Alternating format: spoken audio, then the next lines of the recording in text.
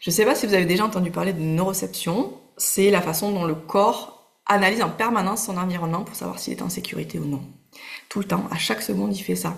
Et c'est un truc qui se fait tout seul, hein. Il réfléchit pas, non. Quand on veut travailler sur la sécurité, on bosse beaucoup avec le mental.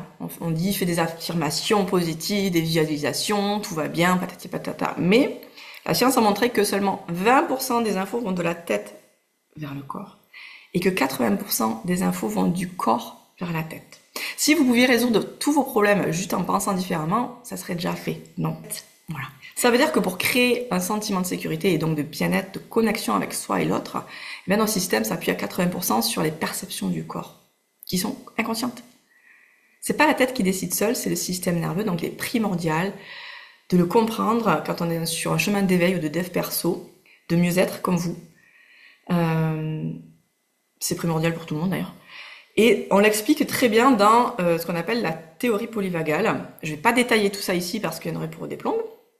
Mais en fait, c'est un neuroscientifique américain qui s'appelle Stephen Porges qui a très bien classifié les différents états du système nerveux. Donc là, on parle du système nerveux autonome. Un tout petit mot pour vous dire ce que c'est quand même. C'est comme vous voyez ça comme le vaisseau central qui contrôle le corps et qui détermine nos réactions par rapport aux situations et aux gens autour en contrôlant trois choses. Les fonctions corporelles, comme la respiration, les battements cardiaques, la digestion, la pression artérielle, la transpi, la réparation des tissus, tout ça. Donc ça, c'est très inconscient, bien sûr. Les réactions de survie, le fameux combat, fuite et figement.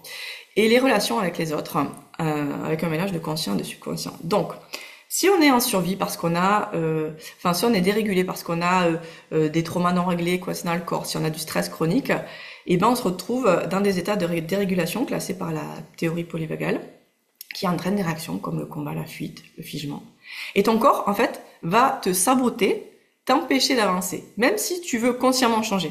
Tu peux avoir les plus grandes ambitions du monde, si ton système nerveux perçoit le changement comme une menace, il te ramènera toujours à ta zone de sécurité.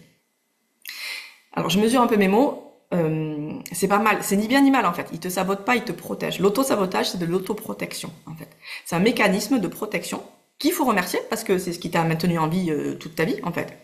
Le seul truc, c'est que